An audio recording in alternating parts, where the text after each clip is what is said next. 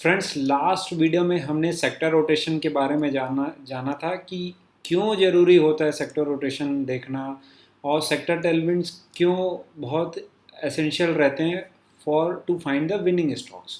तो फ्रेंड्स, इस वीडियो में हम एक बहुत अच्छे सेक्टर के बारे में देखेंगे, पी इंडस्ट्री के बारे में समझेंगे, जहाँ बहुत सारी जो कंपनीज हैं उसके नंबर्स बहुत अच्छे आ रहे हैं, बहुत अच्छे रिपोर्ट्स किए कंपनी ने नंबर्स। और एक कॉन कॉल के बारे में मैं आपको बताऊंगा, एक कंपनी का डिटेल में कॉन कॉल मैं लास्ट में दिखाऊंगा कि वो कंपनी बहुत मतलब उसका मैनेजमेंट बहुत ज़्यादा बुलिश है फ्यूचर आउटलुक को लेके, और कैपेसिटी एक्सपेंशन भी हुए हैं बहुत बहुत सारे, मतलब ओवरऑल पूरे इंडस्ट्री के जितने भी कंपनीज हैं सब में कैपेसिटी एक्सपेंशन हुआ है। तो यही है फ्रेंड्स, जहाँ पे सेक्टर टेलमेंट्स हैं, जहाँ पे ग्रोथ है, वहाँ हम बॉटम्स अप सर्च करें, अपॉर्चुनिटीज़ ढूंढें। तो फ्रेंड्स, सीधा चलते हैं पीईबी इंडस्ट्री, देखते हैं डिटेल में वाई पीईबी इंडस्ट्री। सबसे पहले पीईबी इंडस्ट्री क्यों फ्रेंड्स, मैं आपको लेके चलता हूँ सीधा इन्वेस्टर प्रेजेंटेशन पे। तो देखो, सबसे पहले क्या होता है कि होता क्या है फ्रेंड्स, देखो दो टाइप की ऑर्डर बुक साइकिल्स होती हैं। एक तो long dated order book cycle, और एक हो गई short dated order book cycles. तो जो पीईबी इंडस्ट्री है इसमें मैं आपसे मतलब चाहूँगा कि आप गैस करें कि पीईबी इंडस्ट्री में कौन, मतलब ये इंडस्ट्री में जो कॉन्ट्रैक्ट लेती है जितनी भी कंपनीज हैं, वो लॉन्ग डेटेड होता है या शॉर्ट डेटेड होता है। अगर आपका जवाब है शॉर्ट डेटेड तो आप बिल्कुल सही हैं। फ्रेंड्स देखो, इस इस इंडस्ट्री में जो भी मतलब जो कॉन्ट्रैक्ट्स होते हैं बिल्डिंग्स के, वेयर हाउसेस के जो भी रहते हैं, उसका लगभग जो टाइम ड्यूरेशन रहता है 12 to 18 मंथ्स के अंदर ही रहता है। और अभी तो और जैसे रिसेंट एक कॉन कॉल में मैं देख रहा था, उसने बताया कि अब तो क्लाइंट्स मतलब 8 to 10 मंथ्स में ही पूरा फिनिश चाह रहे हैं बिल्डिंग। तो लगभग बहुत शॉर्ट डेटेड साइकिल्स है। देखो long term, long dated cycles में क्या ड्रॉबैक्स हो सकते हैं कि 4 साल 5 5 साल की ऑर्डर बुक है, उसके बाद फिर पूरी ऑर्डर बुक कंप्लीट होते होते कुछ ट्रेंड चेंज हो जाता है, कई बार पैसा स्ट्रक हो जाता है और आगे कंपनी ग्रो नहीं करती, कई बार मतलब कॉन्ट्रैक्ट टर्मिनेट हो जाता है आधे में। तो ये सब बहुत मतलब इन सब डिफ़िकल्टी से हम एक बहुत बेहतर इंडस्ट्री है। जैसे पीईबी में क्या होता है कि मतलब मैं शॉर्ट डेटेड उसको बोलूँगा जो मतलब अराउंड अराउंड 12 to 15 मंथ्स के अंदर अपने कॉन्ट्रैक्ट को कंप्लीट कर ले रहा है। तो सबसे अच्छी बात तो ये है इस इंडस्ट्री में, ठीक है। अब देखो फ्रेंड्स, वाई मतलब पीबी इंडस्ट्री क्यों, तो थोड़ा सा हम चलते हैं, आपको मैं लेके चलता हूँ। देखो पीबी इंडस्ट्री क्यों, सबसे पहले देखो हम हम यहाँ पैसा कमाने आए हैं, ठीक है। और जो भी कंपनी है, जो भी बिजनेसेस हैं, अगर वो अल्टीमेटली एंड यूज़र का मतलब वैल्यू ऐड कर रही है, तो ऑब्वियस है वो कंपनी, वो बिजनेस पैसा कमाएगा, ठीक है। तो पीईबी इंडस्ट्री में क्या होता है कि देखो, बहुत अच्छी बात इसकी ये है कि जो इसके स्ट्रक्चर्स हैं, है ना, मतलब जब हम बड़े बड़े वेयर हाउसेज में जाते हैं और बड़े बड़े span span in the sense, मतलब देखो जैसे कोई बिल्डिंग बनती है और उसका जो वर्टिकल जो सेक्शंस है, जो कॉलम्स हैं, उसका जब स्पान, जब विड्थ बढ़ जाती है एक बिल्डिंग की, और जो कोई भी वेयर हाउस या फैक्ट्री बनती है, तो उसको बड़े स्पान मतलब जो वर्टिकल मेंबर्स हैं उसमें गैप ज़्यादा चाहिए रहता है। इसकी वजह से आरसीसी में ये मतलब 40-50% कॉस्टली हो जाता है। उसके बाद कंस्ट्रक्शन, मैं खुद कंस्ट्रक्शन रियल एस्टेट फील्ड से हूँ, तो मैं समझता हूँ कि कितना डिफ़िकल्ट, मतलब बहुत उसको मैनेज करना लगभग मतलब इम्पॉसिबल तो नहीं है, लेकिन पीबी आने से बहुत सिंपल हो गई है लोगों की लाइफ। और वेयर हाउस और फैक्ट्रीज, मतलब आजकल तो कोई सोचता भी नहीं आरसीसी स्ट्रक्चर के बारे में। तो ये देखो, वही बताया इन्होंने यहाँ भी कि अगर 10 मीटर स्पान की अगर कोई बिल्डिंग बन रही है, ठीक है, तो आरसीसी में हम मतलब कन्वेंशनल जो पुराने मेथड में जाएंगे तो 140 रुपीज़ मतलब इन्होंने बताया है पर स्क्वायर मीटर का रेट है 140 रुपीज़ पर स्क्वायर मीटर रहेगा, तो नीचे आ जाएगा इनका 100 रुपीज़। मतलब आप सोचो 40% कॉस्ट सेविंग है, उसके बाद 50% कॉस्ट सेविंग, मतलब अगर 153 है तो 102 लगेगा, फिर 30 मीटर में 130 के आसपास, कन्वेंशनल में तो 92 ही है। उसके बाद एक थोड़ा सा ड्रॉबैक है पीईबीएम में, अगर स्पान एकदम एक्सेप्शनली बहुत ज़्यादा बढ़ जा रहा है, मतलब 40 मीटर मतलब वो लगभग लगभग अराउंड 120-130 फीट का, इतने हैवी स्पान का, लेकिन एज सच बहुत रेयर ही बनते हैं। मतलब ऑलमोस्ट अपना जो काम है, जितने भी वेयर हाउसेज फैक्ट्रीज हैं 10 to 30 और 20 मीटर तक लगभग लगभग, फिर भी अपने को मतलब डिसएडवांटेजेस इसके नेगलेक्ट नहीं करना है। देखिए जो एकदम हम हायर स्पान में जा रहे हैं तो लगभग लगभग ये वही कॉस्ट पड़ रहा है। ठीक है, दोनों पॉइंट हमारे लिए जानना ज़रूरी था। मैं इसका थोड़ा सा DRHP में भी आपको दिखा देता हूँ, जैसे क्या है, सेम सेम चीज़ ग्राफ इन्होंने वहाँ भी प्रेजेंट किया था। अब फ्रेंड्स थोड़ा सा अब हम देखेंगे कि और क्या क्या इनहेरेंट एडवांटेजेस है, ठीक है, कि पीईबी के ओवर ट्रेडिशनल। देखो सबसे पहले तो कॉस्ट सेविंग मैंने बता दिया, ठीक है। कॉस्ट सेविंग मतलब आप अगर ये एंड यूज़र को आप कॉस्ट सेविंग में वैल्यू ऐड करें तो ऑब्वियस है आपका बिजनेस पैसा कमाना है। दूसरा क्या है, मोर मतलब फास्ट डिलीवरी। मतलब आप देखोगे कि इसका मैं ट्रेडिशनल और पीबी वाली जो कंपनी है, देखो होता क्या है ना, देखो ट्रेडिशनल कंपनी में मतलब लॉट्स ऑफ, मतलब इतने सारे कॉन्ट्रैक्टर आपको, एमईपी के कॉन्ट्रैक्टर, प्लम्बिंग, और उसके बाद फिर अलग अलग paints, painter, tiles etcetera, different varieties of contractor आपको हायर करना पड़ता है। और पीईबी में मतलब इन लोग एक प्रकार से हैंड होल्ड करते हैं। पीईबी जो कंपनीज हैं इसमें इनका सब टोटल मतलब डिज़ाइन एंड बिल्ड वाला पार्ट भी इनको कवर करना पड़ता है। उसके बाद फिर एक एक जो आइटम है, मतलब जो भी स्टील के मेंबर्स हैं वो सब ये फैक्ट्री में प्री मेड रहते हैं, मतलब प्री फैब्रिकेटेड रहते हैं, पहले ही फैक्ट्री में बनाए जाते हैं। उसके बाद लास्ट में एंड यूज मतलब सिर्फ साइट में इरेक्ट किया जाता है, तो उससे टाइम सेविंग बहुत बड़ी बात हो जाती है। और लाइफ मतलब लाइफ जो है बिल्डिंग की वो भी बढ़ जाती है। देखो जैसे टेक्निकल वो इन्होंने कवर किए, टेक्निकल डिफ़िकल्टीज़, मतलब देखो ऑन साइट में ज़्यादा कुछ काम नहीं रहता, सिर्फ इरेक्शन का काम रहता है और फाउंडेशन लेवल तक का जो भी काम रहता है। उसके शॉर्टेज ऑफ लेबर हो गया, ठीक है। आजकल देखो ट्रेडिशनल में शॉर्टेज ऑफ लेबर तो हो ही रहा है। अगर आप आपके आपके कोई परिचित के होंगे अगर कंस्ट्रक्शन फील्ड से, तो आप उनसे पूछ लीजिएगा। उसके बाद सस्टेनेबिलिटी भी बढ़ रही है एनवायरनमेंट की, ठीक है, ये तो मतलब बहुत एक अच्छा वो है। उसके बाद फास्टर कंस्ट्रक्शन, जैसे मैंने बताया कि इसका जो है शॉर्ट साइकिल ऑर्डर बुक है, मतलब 12 to 18-15 मंथ्स के अंदर इनको कंप्लीट करना ही पड़ता है। तो सेफ्टी हो गई, फास्ट एग्जीक्यूशन हो गया, कॉस्ट सेविंग हो गया। इसीलिए पीबी बिल्डिंग्स बहुत तेज़ी से मार्केट कैप्चर कर रहे हैं, इसीलिए सेक्टर में टेलविंड्स हैं, ठीक है। और भी मैं आपको थोड़ा सा डिटेल में मैं आगे चल के मैं आपको कंपेयर करके दिखाऊंगा चार्ट के थ्रू कि आरसीसी और पीबी में मेन क्या क्या और डिफरेंसेस है। तो फ्रेंड्स अब हम थोड़ा सा देखते हैं कि एक, हाँ, एक बहुत अच्छी चीज़ ये थी जो मैं आपको बताना चाह रहा था कि आज की डेट में मतलब आप मकान लेने जाते हो या कोई भी मकान, तो चलो बहुत बड़ी बात हो गई, आप कोई फर्नीचर आइटम भी परचेस करना चाहते हो देखते हो तो आप खुद मतलब अलग अलग उसके इंग्रेडिएंट, सोफ़ा कवर, फोम, लकड़ी सब परचेस करते हो, घर में कारपेंटर बुलाते हो, या फिर आप जाके सीधा सीधा रेडीमेड कॉन्ट्रैक्ट दे के या फिर रेडीमेड फर्नीचर उठा के ले आते हो।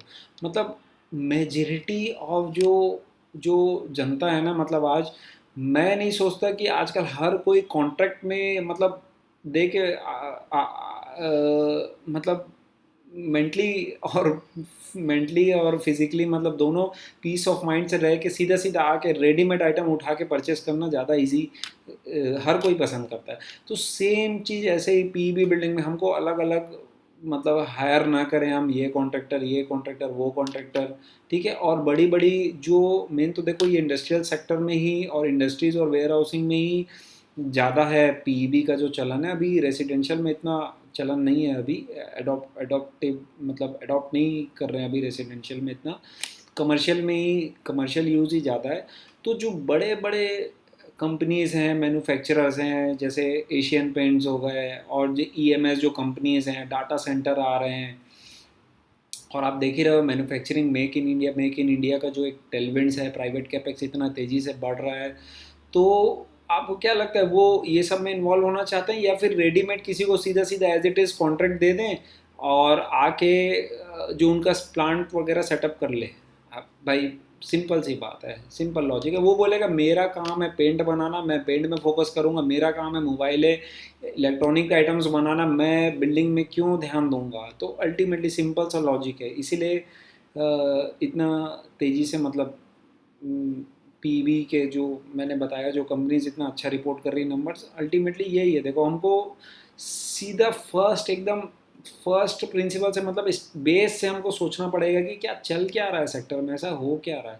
अब देखो ये रिस्क फैक्टर भी साबित हो सकता है यहाँ से। देखो अगर प्राइवेट कैपेक्स और ये सब रुक जाता है, जो इंडस्ट्रीज आ रही हैं, वेयर हाउसेस आ रहे हैं तेज़ी से, और प्राइवेट कैपेक्स होना बंद हो जाता है, तो ये सीधा सीधा मतलब ये कंपनी के लिए मतलब नेगेटिव भी रहेगा, रिस्क फैक्टर भी है, वहाँ से भाई इनका ग्रोथ रुक जाएगा, ठीक है। अब देखो थोड़ा सा हम इंडस्ट्री साइज देखते हैं, पेज नंबर 25 में। हाँ देखो पी इंजीनियरिंग जो मार्केट है वो किस रेट से ग्रो हो रहा है। अब देखो इसका साइज था 19 में 130 बिलियन के आसपास, ठीक है, INR। उसके बाद 195 2024 के आसपास। अब ये जो इंडस्ट्री है मतलब 10 to 14% से ग्रो कर रही है, और लगभग लगभग 340 बिलियन मतलब 340 340 बिलियन इंडियन रुपीज़ में इतना लगभग लगभग इसका मार्केट कैप होने वाला है। आप ठीक है, ऑलमोस्ट डबल डिजिट्स में ग्रोथ है इंडस्ट्री की, 10 to 14% से। अब हाँ रिस्क फैक्टर यही है कि अगर प्राइवेट कैपेक्स रुक जाता है, इंडस्ट्रीज आना बंद हो जाती हैं, तो फिर इफेक्ट होगा इसके भी ग्रोथ में। देखो जैसे इंडस्ट्रियल है पहले अराउंड कंट्रीब्यूट करता था 60-65%, ठीक है, पीईबी स्टील इंडस्ट्री का पीईबी बिल्डिंग्स में। अब वो 52% के आसपास कवर कर रहा है। और जो वेयर हाउसिंग है, इंफ्रास्ट्रक्चर वगैरह जो है, मतलब रोड में भी जो सब टोल टोल प्लाजा और ये वो एयरपोर्ट्स और ये सब बन रहे हैं, उसमें भी बहुत फास्ट यूज़ है। फिर बिल्डिंग में भी देखो अराउंड अराउंड 8 to 9% कॉन्ट्रीब्यूशन इसका रहेगा। अब देखो हम थोड़ा सा समझते हैं ऑर्गेनाइज्ड और अनऑर्गेनाइज्ड प्लेयर के बारे में। देखो ऑर्गेनाइज्ड प्लेयर का जो मार्केट शेयर है अराउंड 40 to 45% है अभी रिसेंट में, जो एक्सपेक्टेड है 45 to 50% को टच करेगा। और अभी ये जो 40-45 जो परसेंट मार्केट शेयर है ऑर्गेनाइज्ड प्लेयर का, इसमें से टॉप 6 प्लेयर्स के पास है 80-85% मार्केट शेयर, ठीक है। बाकी जो है 55-60% वो अनऑर्गेनाइज्ड, उसमें मतलब जितने भी अनऑर्गेनाइज्ड प्लेयर्स हैं सबका 15-20% शेयर है। तो फ्रेंड्स अब देखो जैसे इंडस्ट्री जो है इसकी जो ग्रोथ आई FY19 से 23 में, टोटल इंडस्ट्री की 8.5% ग्रोथ रही, और टॉप 6 प्लेयर्स की ग्रोथ रही वो 11.4%, डबल डिजिट ग्रोथ रही। मतलब सीधा सीधा क्या है जो मार्केट शेयर है अनऑर्गेनाइज से ऑर्गेनाइज्ड की ओर कैप्चर हो रहा है। रेस्ट ऑफ द प्लेयर जो सिर्फ 7% से ही ग्रो पर कर पाए, ठीक है। तो लार्ज प्लेयर, ऑर्गेनाइज्ड प्लेयर्स और तेज़ी से ग्रो हो रहे हैं इसमें, सीधा सीधा हमको डाटा बता रहा है हमको। अब देखो टेलविंड्स क्यों हैं। देखो industrial sector led by higher penetration in automobile, cement, gas market etcetera, जो भी है सब इंडिया में बहुत सारी इंडस्ट्रीज़ आ रही है, इंफ्रास्ट्रक्चर का डेवलपमेंट हो रहा है जैसे मैंने बताया, उसमें बहुत तेज़ी से पीईबी का अडॉप्शन हो रहा है, वेयर हाउसेज में, कोल्ड स्टोरेज फैसिलिटीज़ में, डाटा सेंटर्स में, पावर प्लांट्स में, एयरक्राफ्ट, और देखो रेलवेज़ और एयरक्राफ्ट हैंगर्स वगैरह में भी जो बड़े बड़े वेयर हाउसेज बनते हैं उसमें भी सब पीईबी स्टील बिल्डिंग्स ही बनती हैं, ठीक है। ग्रोथ इन जो बस बिल्डिंग सेक्टर है उसमें एडॉप्शन रेट अभी स्लो है, धीरे धीरे जैसे अभी बहुत अंडर पेनेट्रेटेड है ये जो पीईबी बिल्डिंग्स है, धीरे धीरे लोग अवेयर होंगे तो ऑब्वियस है एडॉप्शन रेट बढ़ेगा, ठीक है। अब थोड़ा सा मैं आपको डिफरेंस बता दूं, थोड़ा सा डिफरेंस बता देता हूँ ट्रेडिशनल और आरसीसी में, जिससे आपको और क्लियर हो जाएगा कि एक्चुअल में है क्या। देखो major component traditional RCC construction में देखो कंक्रीट और स्टील बार रहते हैं, इसमें स्टील और मेटल का पूरे स्टील का ही काम है पीईवी में, ठीक है। कंस्ट्रक्शन लोकेशन पूरी कम्प्लीटली ऑन साइट होती है, और यहाँ पे मैन्युफैक्चरिंग जो होती है फैक्ट्रीज़ में, जहाँ पे स्किल्ड लेबर इन्वॉल्व रहती है, ठीक है, जिसमें हम बहुत इफ़िशेंटली मनी, टाइम और सब चीज़ को मतलब हम बचा सकते हैं। सेफ्टी मेजर्स भी बहुत मायने रखता है कंस्ट्रक्शन फील्ड में, ठीक है। कंस्ट्रक्शन टाइम देखो ऑब्वियस है, मतलब ऐसा कोई भी प्रोजेक्ट या कुछ भी नहीं होता जो डिले नहीं होता है भाई, मतलब ये ऑब्वियस है, मतलब अब कितना ही बोल लो। लेकिन पीईबी और स्टील बिल्डिंग्स के यूसेज जैसे अडॉप्टेबिलिटी बढ़ी है, तो इनका एग्जीक्यूशन मतलब इतना सटीक है कि भाई वो सब कंट्रोल एनवायरनमेंट में हो रहा है, तो ऑब्वियस है ऑन टाइम पे ये बेटर ही रहेगा पीईबी से। और कंस्ट्रक्शन टाइम तो सीधा सीधा मैं आपको एक ग्राफ दिखाता हूँ, बहुत अच्छा ग्राफ दिखाता हूँ, मैंने यहाँ पे नोट करके रखा था, जस्ट अ सेकेंड। इसकी मैं डीआरएचपी से दिखाता हूँ, इंटर आर की आपको। हाँ, देखो कंस्ट्रक्शन टाइम जो है कैसे सेव होता है यहाँ पे, मतलब यहाँ पे डिज़ाइन इंजीनियरिंग तो होती है दोनों में, ठीक है, परमिट्स एंड अप्रूवल्स होते ही हैं, उसके बाद साइट डेवलपमेंट होती है, ठीक है, साइट में डेवलपमेंट होती है, फाउंडेशन वगैरह होता है, आरसीसी स्ट्रक्चर में यहाँ पे भी साइट डेवलपमेंट और फाउंडेशन होता है। लेकिन जितने टाइम में फाउंडेशन डेवलप होते रहता है, वहाँ पे फैक्ट्री में हमारा जो प्री फैब्रिकेटेड है वो रेडी होते रहता है, जितने भी स्ट्रक्चर हैं वर्टिकल हॉरिजेंटल सब मेंबर्स, और आगे इनको सीधा क्या करना है, इरेक्ट करना है जो सुपर स्ट्रक्चर है, फाउंडेशन के ऊपर वाला जो स्ट्रक्चर है। यहाँ पे देखो जैसे बिल्डिंग कंस्ट्रक्शन होगी, फाउंडेशन के बाद वो बहुत बड़ा टाइम टेकिंग है, स्लैब डलता है, फिर डी शटरिंग को टाइम लगता है, यहाँ पे सीधा सीधा इंस्टॉल होता है और साइट रीस्टोरेशन, मतलब कितना आप देखो ना, बहुत मेजर हमारा चंक ऑफ टाइम बच जाता है, ठीक है। उसके बाद मैन पावर भी कम लगती है, हाँ स्किल्ड लेबर लगती है पीबी इंडस्ट्री में, तो उसका भी वो भी एक रिस्क फैक्टर है, मतलब वो मैं आगे कवर करूँगा, रिस्क फैक्टर्स में भी हमको रिस्क फैक्टर्स भी सब जानने ज़रूरी है पूरी इंडस्ट्री के। उसके बाद हम एप्लीकेशंस देख लिए, कॉस्ट इफ़िशिएंसी मोटा मोटी ऑलमोस्ट क्लियर है। एक्चुअल में मेन फंडा है, जो मेन फंडामेंटल्स है वो क्लियर होने चाहिए कि भाई इन एंड आउट इंडस्ट्री में क्या चल रहा है और क्यों इतने अच्छे सब नंबर्स रिपोर्ट कर रहे हैं, कैपेसिटीज़ बढ़ रही है, अल्टीमेटली वो है। अब देखो ग्रोथ ड्राइवर्स जो हैं थोड़ा सा वो देख लेते हैं। जैसे मैं बात ही कर रहा था इंडस्ट्री में क्यों इतनी ग्रोथ आ रही है, देखो अभी क्या है, पीईबी का जो है low share of PEB in overall construction, हम थोड़ा सा देखें ओवरऑल जो कंस्ट्रक्शन है, मतलब FY19 में 2 to 4% ही कंट्रीब्यूट करता था पीईबी, उसके बाद अभी 3 to 5% ऑलमोस्ट FY24 में, अब जो एक्सपेक्टेड है FY28 तक 5 to 7% ओनली कंट्रीब्यूट करेगा ये ओवरऑल कंस्ट्रक्शन का, पीईबी जो बिल्डिंग्स है या पीईबी कंस्ट्रक्शन जो भी पीईबी इंडस्ट्री बोल लो, मतलब देखो इतना तेज़ी से डबल डिजिट ग्रोथ आने के बाद भी, बहुत सारे कंपनीज़ के अच्छे डबल डिजिट ग्रोथ आने के बाद भी सिर्फ ये 5 to 7% ही कंट्रीब्यूट करेगा, मतलब कितना अंडर पेनेट्रेटेड है अभी, कितनी वास्ट है industry, you can just imagine now, ठीक है। और shift from RCC to PEB due to growing awareness, जैसे भाई अवेयरनेस बन रही है, कोई 40-50% पैसा बचाएगा आपका, तो आप ऑब्वियस है, आप आपका टाइम बचाएगा, आपका कॉस्ट बचाएगा, सेफ्टी मेजर्स एक्सेट्रा बहुत सारी चीज़ें तो आप अडॉप्ट करोगे। अवेयरनेस की बस लोगों में कमी थी, इसीलिए इतना तेज़ी से अडॉप्ट नहीं हो रहा था। अवेयरनेस है तो लोग इसको अडॉप्ट कर रहे हैं, ठीक है। प्रोजेक्ट टाइमलाइंस जैसे फास्ट एग्जीक्यूशन, टाइमली टाइमलाइंस में, ठीक है। उसके बाद जैसे हमारे इंडिया में जो अभी जो आ रही है, मतलब इंडस्ट्रियल जो कैपेक्स है, प्राइवेट कैपेक्स मैंने बताया, प्राइवेट कैपेक्स पॉपुलैरिटी जो ले रहा है, इंफ्रास्ट्रक्चर में बहुत ग्रोइंग डिमांड है, वेयर हाउसेस, कोल्ड स्टोरेज का एक्सेट्रा सभी चीज़ों का, तो उसके नाम से ऑब्वियस है, ठीक है। अब बिल्डिंग्स में भी बहुत लो शेयर है पीईबी का। अ, अ, जैसे कुछ कमर्शियल बिल्डिंग्स है, कुछ हॉस्पिटल्स वगैरह में भी पीईबी का काम हुआ है, तो इसमें भी धीरे धीरे अडॉप्शन रेट बढ़ेगा जैसे जैसे अवेयरनेस आएगा और लोग अडॉप्ट करेंगे। उसके बाद लो स्टील कंजम्पशन इन इंडिया, देखो जैसे इंडिया में अभी एवरेज स्टील यूज़ केजीज में अगर पर कैपिटा देखें हम, तो ओनली 93 किलोज है। ये मतलब सी वाई करंट ईयर 23 के कैलेंडर ईयर 23 के हिसाब से देखें तो, जो कि चाइना और वर्ल्ड में आप एवरेज देखोगे 219, तो अभी बहुत पीछे इंडिया। अभी तो स्टील का कंजम्पशन बहुत बढ़ना है अभी इंडिया में। सीधा सीधा कुछ ग्रोथ ड्राइवर्स जो शेयर करने थे मुझे।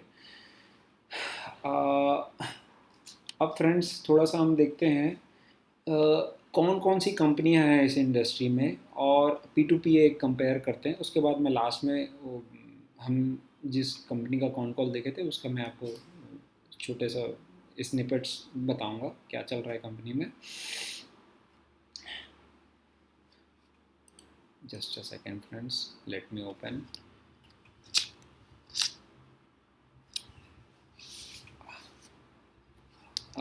अब देखिए पी टू पी, इसमें से ये डी आर एच पी से मैं खोल रहा हूँ कौन कौन सी कंपनियां मेजर हैं इंडिया में।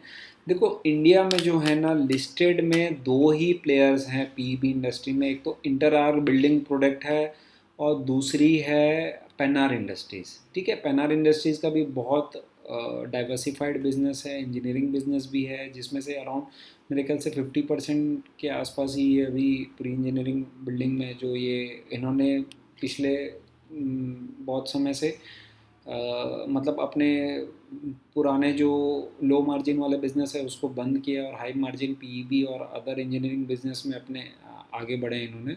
देखो इसमें जो है किर्बी जो है वो अनलिस्टेड प्लेयर्स में है, लेकिन सबसे बड़ा प्लेयर जो है किर्बी है, इसका सबसे बड़ी कैपेसिटी है, इसकी around around 3 lakh metric tonne per annum की कैपेसिटी है किर्बी की। और ये जो इनका डाटा था यहाँ से अराउंड, ये लास्ट ईयर का डाटा था, हो सकता है कुछ कैपेसिटी इन्होंने बढ़ाई भी हो।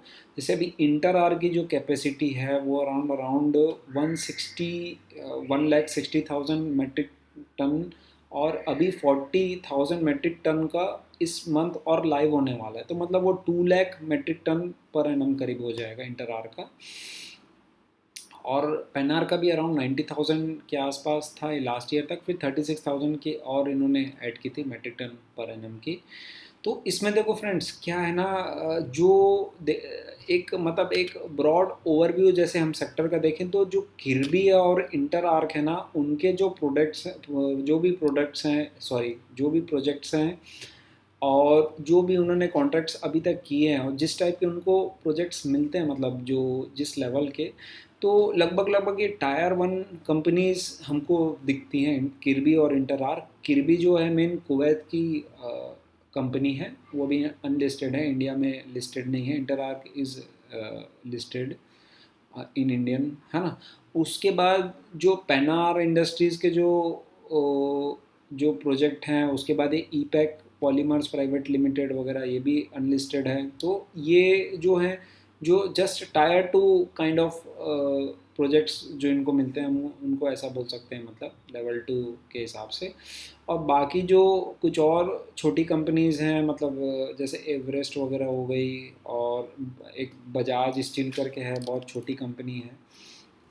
देखो अब हाँ, थोड़े से रिस्क फैक्टर में हम चलते हैं। देखो जैसे बजाज स्टील से याद आया, इसका मैं पढ़ रहा था तो अब जो कुछ रिस्क फैक्टर्स हैं, मतलब देखो इस इंडस्ट्री में ना, देखो मैं आपको दिखाता हूँ इंटर आर का। पहले मैं आपको दिखाता हूँ कि इसके जो एबिटा मार्जिन्स हैं इंटर आर के, वो लगभग लगभग प्रॉफिट मार्जिन्स 8 to 11% के आसपास है, ठीक है, ऑपरेटिंग प्रॉफिट प्रॉफिट मार्जिन्स। अब देखो जैसे बजाज स्टील के हैं, बजाज स्टील इंडस्ट्रीज़ के, ये भी पीईबी में काम करती है। तो इनका आप देखोगे ऑपरेटिंग प्रॉफिट मार्जिन, ये आई थिंक इसका इनका अलग से नहीं दिखा रहा है, इसमें सब बिजनेस का मर्ज करके दिखा रहा है। तो इन्होंने बेसिकली क्या किया था, मैं आपको जस्ट इसलिए शो कर रहा था क्योंकि अदर भी बिजनेस इसमें मर्ज हो गए, तो वो अलग से पीबी का नहीं दिखा रहा है ऑपरेटिंग प्रॉफिट मार्जिन। इन्होंने क्या किया था कि जो कॉन्ट्रैक्ट उठा लिए थे वो बहुत लो मार्जिन में अपना ऑर्डर बुक बढ़ाने के लिए, और उसके बाद ये इंडस्ट्री क्या है कि जैसे अगर जैसे हमारे जो कॉस्ट हैं, मान लो कोई भी फैक्ट्री को रन करने के 10-12 करोड़ के अगर कोई कॉस्ट है, ठीक है, पर मंथ का या फिर साल का, आप मान लो 30-50 करोड़, कुछ भी 60-70 करोड़ फिक्स्ड कॉस्ट हैं। तो जो प्रोजेक्ट्स मिल रहे हैं हमको, ठीक है, अगर कैपेसिटी प्रॉपर यूटिलाइज हो जा रही है तो ठीक है, और प्रोजेक्ट अगर उतने नहीं मिल पा रहे हैं और फिक्स्ड कॉस्ट हमारे फिक्स्ड कॉस्ट मतलब बने हुए हैं, तो ऑपरेटिंग डी लिवरेज होती है भाई, खर्चे तो मेंटेन करने पड़ते हैं। इसकी वजह से क्या होगा कि भाई मतलब समझो आप asset heavy business kind of, तो उतना डी लेवरेजिंग भी झेलनी पड़ती है, यही रिस्क फैक्टर है। और जैसे इन्होंने ऑर्डर बुक उठा ली बहुत कम एबिटा मार्जिन में, 1.5-2% एबिटा मार्जिन में, उसके बाद क्या होगा कि एग्जीक्यूट नहीं कर पाई प्रॉपर, ठीक है, एग्जीक्यूट नहीं कर पाई तो उससे क्या हुआ कि भाई आपने मतलब जिस प्रोजेक्ट को 100 करोड़ कम से कम लगेंगे, उसको आप 95 में कर रहे हो, तो कहाँ से प्रोजेक्ट पूरा हो पाएगा। फिर गुडविल पे भी फ़र्क पड़ता है भाई, मतलब ये इंडस्ट्री कैसे काम करती है, आपने कोई प्रोजेक्ट सक्सेसफुली कर लिए 2-4-10 प्रोजेक्ट, तो फिर आपका नाम होगा तब तो आपको दूसरे लोग बुलाएंगे, ऑब्वियस है। तो इस वजह से ये पूरी मतलब एक चेन टाइप की है कि आपने प्रॉपर सेटअप किया, फिर आपने प्रॉपर मार्जिन में काम किया, एग्जीक्यूट किया, अच्छा डिलीवर किया, तब आपको दूसरा प्रोजेक्ट मिलेगा। तो ऐसे काम करता है। ये सब देखो रिस्क फैक्टर इन्वॉल्व है, हमको देखना है, ऐसा नहीं कि सिर्फ ऑर्डर बुक हम देखते रह गए और कि बहुत पुअर मार्जिन में ले लिए, तो फिर वो भी एक गड़बड़ है। और हाँ, सबसे बड़ी बात क्या है, इसमें स्किल्ड मैन पावर चाहिए आपको। जो खर्चे हैं, जो सो फिक्स्ड कॉस्ट है ना, मतलब जो मैं आपको स्किल्ड मैन पावर की उस समय बात हुई, मैं आपको बोला ही, डिटेल में बताऊंगा बाद में। देखो बाकी ट्रेडिशनल में ठीक है, आप लेबर लेबर से काम करा लो, तो यहाँ पे आपको डिज़ाइनर्स चाहिए, इंजीनियर्स चाहिए, स्ट्रक्चरल डिज़ाइनर्स चाहिए, उसके बाद फिर आप प्रॉपर स्किल्ड लेबर चाहिए आपको। आप ये सब इतना खर्चा मेंटेन करना, उसके बाद फिर देखो आप उनको सिखाते हो, स्किल्ड करते हो, तो वो इतना इजीली आप रिप्लेस भी नहीं कर पाओगे उनको, रिप्लेसेबल कॉस्ट भी अपने आप में बहुत भारी हो जाती है, ठीक है। और दूसरा क्या है कि स्किल्ड लेबर की कॉस्ट भी अपने आप में बहुत एक भारी कॉस्ट है।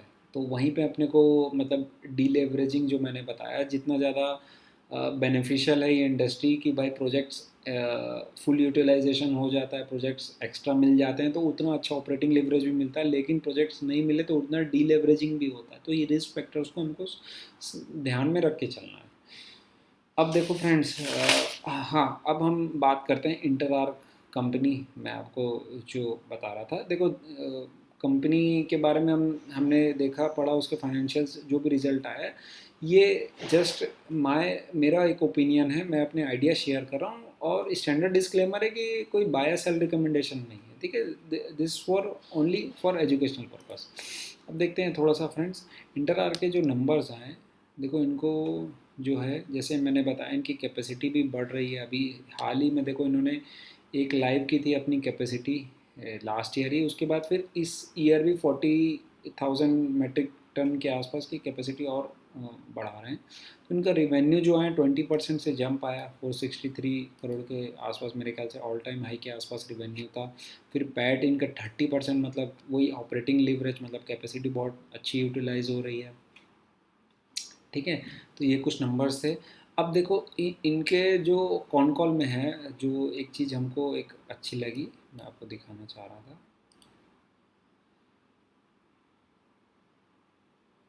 Just a second friends, peak utilisation capacity का।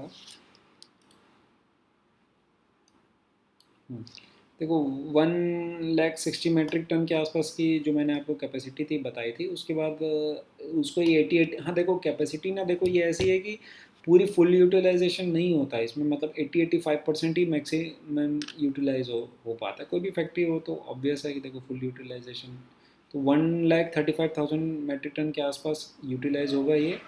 उसके बाद 40 का ये और ऐड कर रहे हैं, जस्ट इन्होंने रिसेंट कॉन कॉल में ही बताया, नेक्स्ट मंथ ही मई में कॉन कॉल हुई थी तो। ठीक है। उसके बाद ये 20 एकर्स का ये और लैंड ले रहे हैं, ठीक है, to establish heavy fabrication line by September 2026। मतलब अब इनसे जो क्वेश्चन पूछा गया, जस्ट एक सेकेंड में आपको देखो, ये देखो क्या है, मोटा मोटी जैसे एक कैपेसिटी 40,000 की पांच इनकी जो सॉरी चार फैक्ट्रीज हैं, पर से अराउंड 500-550 करोड़ के आसपास रिवेन्यू पोटेंशियल है। तो जैसे वही maximum revenue potential around 2,000 crore के आसपास है। तो यही इनसे पूछा गया कि by expect when can you achieve your peak revenue target with existing capacity. तो मतलब जून एंड में, जुलाई फर्स्ट वीक में इनका ऐड हो जाएगी, इन्होंने बोला। और जो इनका ये था कि मतलब इस कैपेसिटी से पीक रिवेन्यू आना, मतलब हम जस्ट इस इट्स अ मैटर ऑफ 1 और 2 ईयर्स, क्योंकि ये काइंड ऑफ जैसा प्राइवेट कैपेक्स जो हो रहा है, प्राइवेट कैपेक्स जो है every time we have only private capex, मतलब जो कवर था एक्चुअली वो line just exactly I should have noted down. हाँ देखो, इनका वही था कि we deal with all top companies in India, foreign companies coming in India, new products are coming, ठीक है। Of course 2,000 to 2,005 crore is peanuts compare to what private capex is going on. मतलब अभी आप देखो, अभी इंटर आर का जो रिवेन्यू है,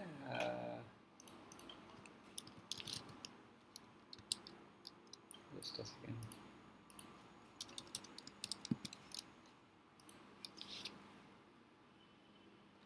इंटर आर का जो रिवेन्यू है अराउंड अराउंड 1,400 करोड़ के आसपास, ठीक है, फुल ईयर का रहा।